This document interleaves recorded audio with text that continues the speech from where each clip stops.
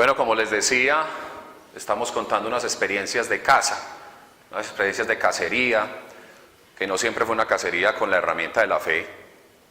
En la primera parte de nuestra vida es una cacería con nuestras propias fuerzas, con lo que creemos que tenemos que alcanzar las cosas. Y el objetivo de mi cacería era una familia feliz. Me remonto al año de 1986. ¿Hoy qué fecha es? 21. Hoy, mañana, porque fue a la 1 de la mañana. Bueno, mañana, eso quiere decir que mañana, ¿cuánto ajusta mi papá de estar en la presencia de Dios? 32 años, ok, muy bien. Resulta que esa definición de familia feliz, pues sufre un sismo gigante en mi hogar en el año 86, cuando mi papá muere, ¿sí? Es algo que impacta. Yo creo que la familia Vélez Franco fue una hasta ahí, y de ahí en adelante empezó una historia diferente, bastante diferente. Yo lograba ver, digamos que me rodearon de amor esas tres mujeres, mis dos hermanas y mi madre, pero igual yo veía que algo como que no funcionaba. Había como unas tristezas individuales de cada quien llevando un luto, y cada uno lo manejó de manera distinta, y había algo, un sentimiento de soledad. Había un hueco, había un vacío, había algo que no sabíamos cómo llenar, había algo que todos con puerta cerrada derramábamos lágrimas, y digamos no le compartíamos mucho de la tristeza al otro, porque en ese amor de hogar que nos tenemos queremos lo mejor para los otros, y que no vaya a salpicar nuestra tristeza a los demás. Resulta que yo solo tenía 6 años, aunque no les dé la cuenta.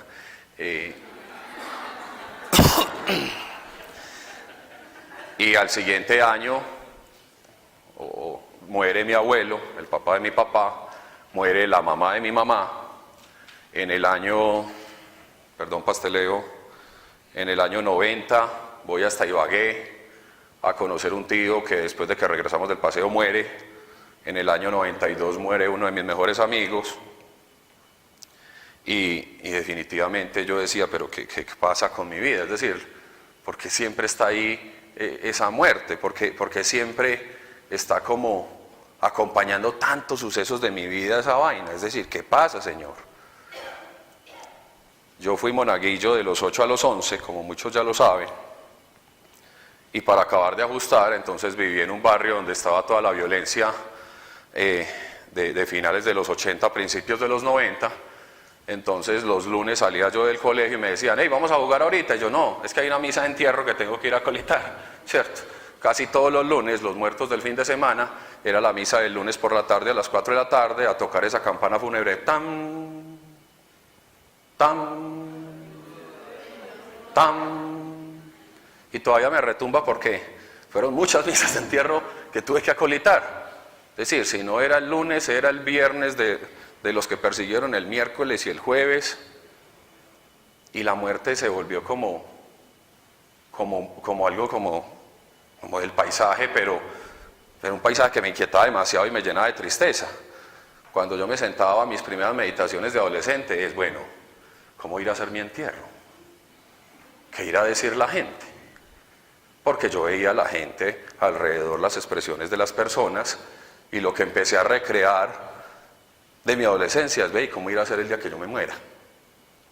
¿Qué irá a tener que decir la gente de mí?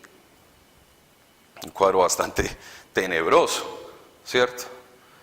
Mi familia pues se desarrolla a lo largo de mucho amor, de mucho darnos a los demás, pero mucho conciencia de que adentro en nuestra individualidad habían cosas que no funcionaban, ¿cierto? Yo sabía que siempre podía esperar amor de mis hermanas, pero yo sentía que había un vacío que yo no podía llenar en mis hermanas, y ellas me acogían en amor, pero sabía que había un vacío que no podían llenar en mí. Ellas algún momento recordaban que yo todavía seguía jugando con las almohadas en la cama, recreando el ejercicio de juego con mi papá cuando era niño, como imaginándome que estaba ahí. Esto deja una familia digamos que con sus tristezas ocultas que no se comparten mucho, una familia un poco oscura, una familia donde se habla poco. Curiosamente, cuando empiezo a conocer un poco más de la vida de mis hermanas afuera, y ellas conocen de la mía, y nosotros de nuestra mamá, es muy charro, es muy raro. Mi mamá se metía a un grupo gerontológico y era la líder. Mi mamá se metía a un grupo de oración y era la líder. A Mónica, que fue profesora en el San José de Las Vegas, y yo creo que fue profesora de alguna de ustedes acá, no le decían Mónica, sino Alegría Vélez. Paola ni hablar, era la charra, sí, y yo era el que montaba la rumba en la universidad, y parece que cuando entrábamos a ese hogar, cambiábamos, decíamos, no, verdad que aquí es donde modo tristeza, modo, volvimos a entrar aquí a donde hay luto, y fueron muchos años. Les digo que ahorita no me quiero adelantar porque si me pierdo del eje del tiempo me pego la embolatada del siglo. En esa búsqueda de esa alegría, de esas familias que estén completas, porque nosotros nos sentíamos incompletos, aproximadamente en el año 98 me acoge la familia de mi mejor amigo. La familia de mi mejor amigo es una familia de esos matriarcados, de muchas tías, la mamá de mi mejor amigo era de las mayores, entonces empiezo a pasar todos los diciembres con ellos. Era una familia donde no se había muerto nadie, todos los abuelos estaban vivos, ¿sí? Y eso era rumba y disculpa para la rumba, y yo era eje en esa rumba, y yo no sabía que mis hermanas también a su manera tenían sus alegrías por fuera y eran focos de luz por fuera, pero no éramos incapaces de hacerlo dentro del hogar. Esa familia me acoge y yo me empiezo a refugiar en ese desborde de alegría y en ese no luto que vivíamos en esa casa. Hace exactamente 10 años yo ya había empezado un caminar con Dios, yo ya había empezado a servir, yo ya había empezado a entender el sacrificio de Jesucristo, y me encierro con Dios y reconozco en mi corazón que no le había perdonado que se llevara a mi papá. Y más que perdonarlo era que todavía, aunque a oídas creía que mi padre estaba con Dios, no lo había bajado al corazón.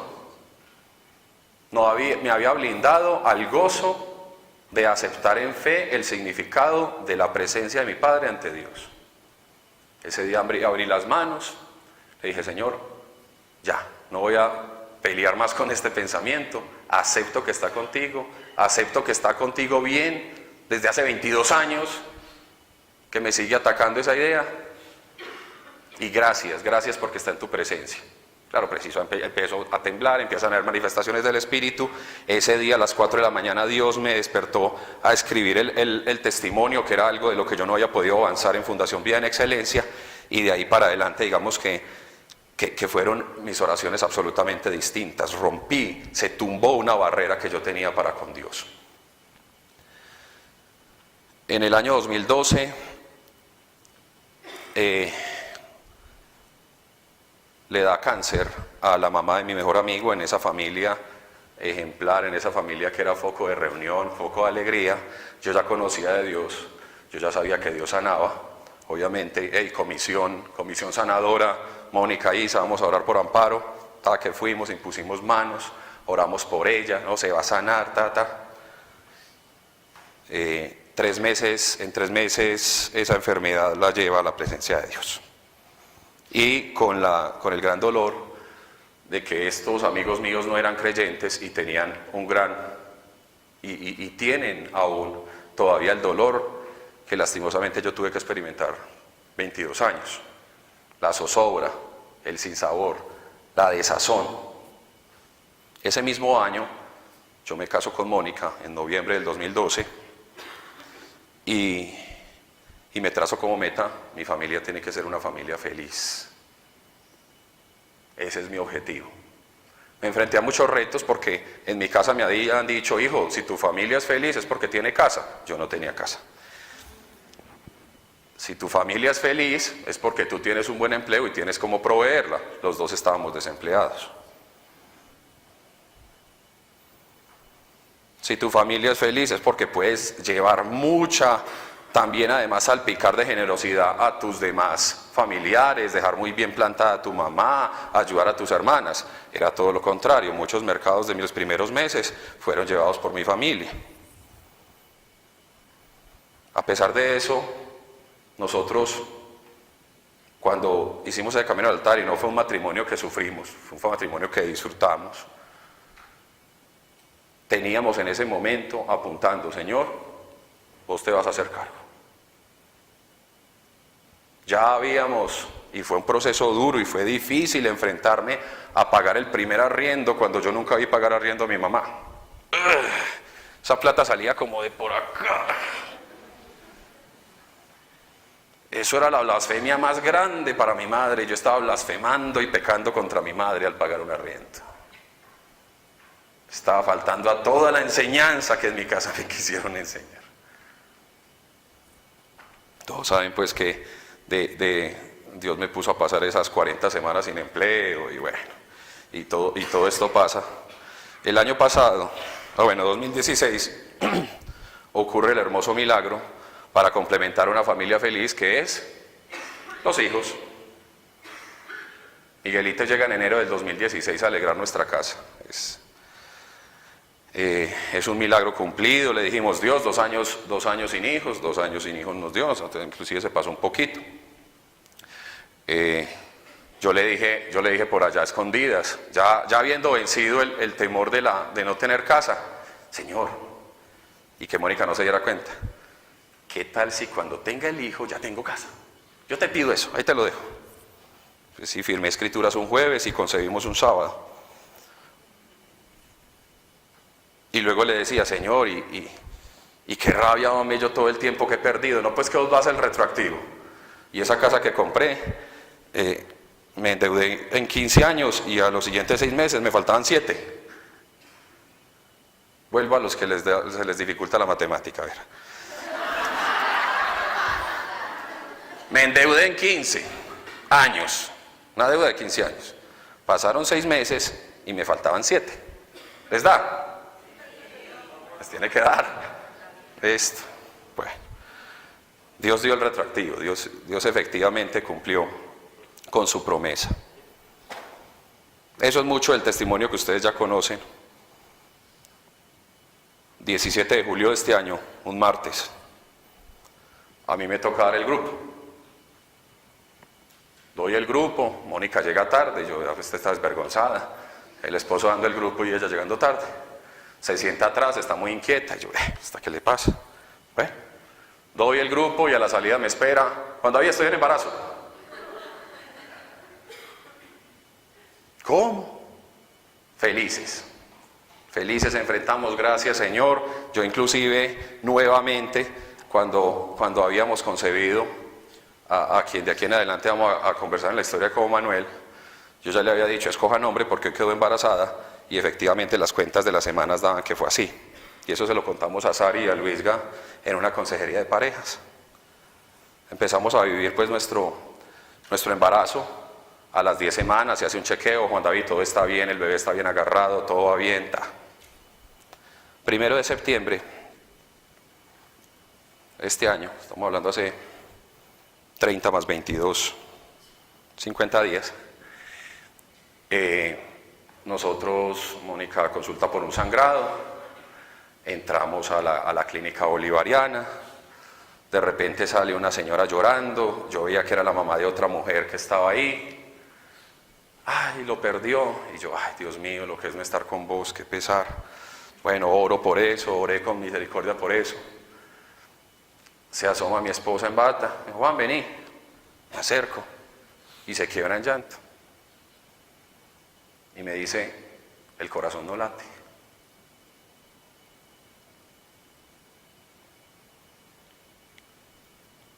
No me imaginé nunca volverme a tener que preparar para enfrentar la muerte. ¡Qué mamera! Otra vez sentir el vacío, el hueco. Y sin yo pensarlo, lo que mis palabras, lo que mi boca dijo fue: Espíritu Santo, consuela nuestro corazón. Espíritu Santo, consuela nuestro corazón. Lo repetí unas 10 veces mientras abrazaba a mi esposa y los dos llorábamos. El médico miraba como, estos cristianos sí son raros. Obviamente enfrentamos ese momento que es absolutamente difícil. Al rato hicimos una llamada a Pablo. Pablo, queremos un milagro. Es decir, Dios resucitó a Lázaro, Él mismo resucitó de los muertos, queremos volver a la vida. Ese es nuestro anhelo. Elevamos esa oración, hicimos el proceso que los médicos nos aconsejaron, nos fuimos a la casa a reposar, pero efectivamente a las 3 de la tarde ya habíamos expulsado ya Mónica había expulsado a Manuel. Esa tarde habíamos orado mucho, habíamos caído en un sueño los dos, porque pues fue una mañana muy difícil, Mónica tenía mucho dolor, y obviamente entonces ahora el proceso de tener que volver a visitar el hospital en la noche. Ese día me quebranté por la noche porque ustedes saben lo que es entrar a una sala donde están todos los papás con una sonrisa de acá a acá. Fue la misma sala donde yo estuve esperando a Miguel. Y yo estar esperando y ya sabiendo que Manuelito no lo iba yo a poder conocer. Obviamente por allá me tocó irme a un rincón a llorar un rato. Paola nos acompañó, fuimos hasta la casa, le pedimos al Señor, Señor, ayúdanos, reconfórtanos. Nos levantamos al otro día, nos miramos, Miguelito de una, papá, juego, papá, nos saca un poquito de esa tristeza, y Mónica entra de una en la alerta, Juan, vení, no vamos a repetir el luto que dejaron entrar en tu casa. Eso no va a pasar aquí. Le pedimos ambos a Dios paz, y desde el sábado en la tarde estábamos con una paz rara. Que si nos volcábamos a preguntarle los sentimientos, ¿cómo se encuentran? A la mente le decíamos, oíste, ¿y vos qué opinás? ¿Te parece justo? Venían los pensamientos y... Pero cuando íbamos donde el Espíritu y decíamos, Señor, estás con nosotros, inmediatamente nos sentíamos abrazados por Él. A lo largo de ese mes de septiembre, Mónica muy rápidamente compartió eso con sus compañeras del trabajo y se vino un montón de testimonios, un montón de mujeres que llevaban años ocultando eso, inclusive a sus propios esposos o a sus familiares más cercanos. Y empezamos a ver que eso era parte de otra de las cosas que nos sucedió, en la que Dios necesitaba. Hay otros que necesito que ustedes les den consuelo. Un ingeniero de Argos tiene en su foto de WhatsApp 2 niños, entonces yo me atreví a contarle, y él me dijo, no, mi hijo, a usted no le pasó nada, yo perdí 3 antes de estos 2. Y no tuve el consuelo del primero nunca. Entonces yo sé lo que usted está pasando, Juan. Y cuando nos queríamos encerrar a ponernos tristes por eso, es como si Dios nos regañara. O yo la regañaba a ella, o Dios la regañaba a ella a través de mí, o Dios me regañaba a mí a través de ella, pero decía, no, pero ¿cómo así? Está en mi presencia, pues, ¿de qué se están preocupando? Ese mismo 2 de octubre que les narraba mi hermana Paola, yo iba caminando hacia el grupo, cuando de repente Dios pone en mi corazón y me dice, este es el primer nieto que tu papá disfruta.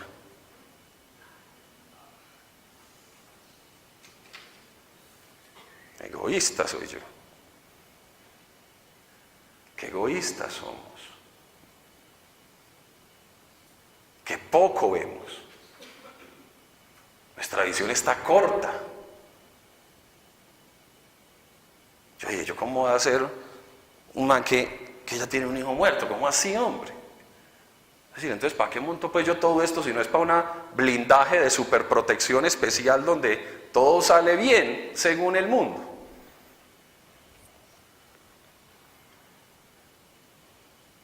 En el año 2017 yo había revolcado esa teoría de la muerte porque una mujer que vino aquí al grupo, creo que Paola le dio sanación de corazón a Rosita, la mamá de Danilo y de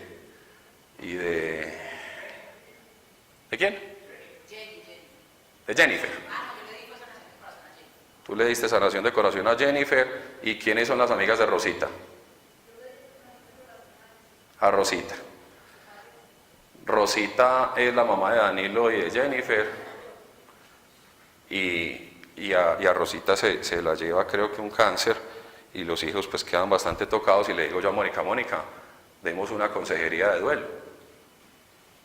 Sentémonos con ellos dos a hablar de la muerte, y revolqué muchas de las cosas, de todos esos testimonios de muerte que tenía, y hablaba con mucha propiedad.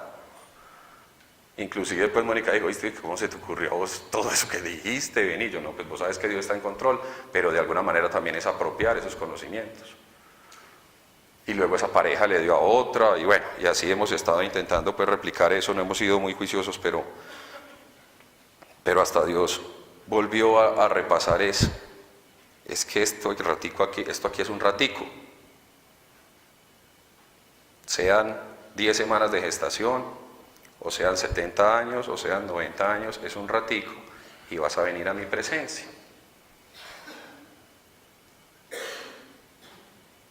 Lo primero que yo les decía en esa consejería de duelo a las personas es, vea, sinceramente, si usted no tiene un concepto de eternidad, o si usted no cree en la eternidad, pues yo esta consejería no se la puedo dar. Es decir, partimos de ahí. Y yo les digo, si yo no estuviera aferrado a la certeza de la eternidad, ni Mónica ni yo hubiéramos salido de ahí. Muchas veces decimos, es muy importante para que su vida cristiana no sea frustrada, que usted ponga los ojos más allá de su circunstancia. Y hoy Dios me ponía contra una circunstancia con la que yo no me imaginaba nunca tener que estar.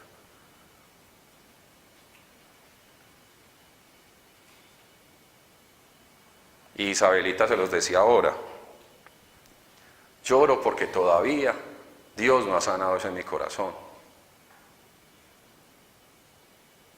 Pero me alegra poder estar delante de ustedes, verificando que estoy sano y que realmente le estoy creyendo a Él, que Manuel está en su presencia.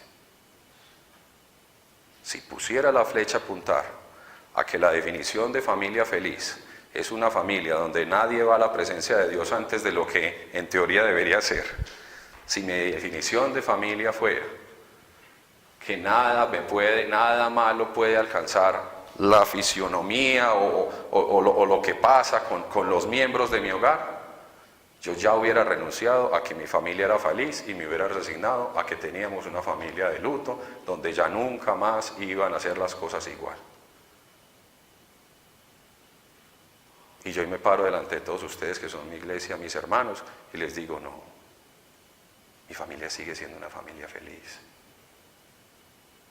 porque en Él somos felices, porque Él es el soporte de nuestra alegría, porque la certeza de que Él está ahí siempre nos va trayendo una alegría adicional, el gozo, la paz, la confianza. La mayoría de definiciones de familia feliz discrepan de lo que tal vez yo hoy estoy teniendo o lo que yo estoy viviendo. Casi todo el mundo sacaría de la lista de familias feliz una familia como la mía, a la que le acaba de pasar esto.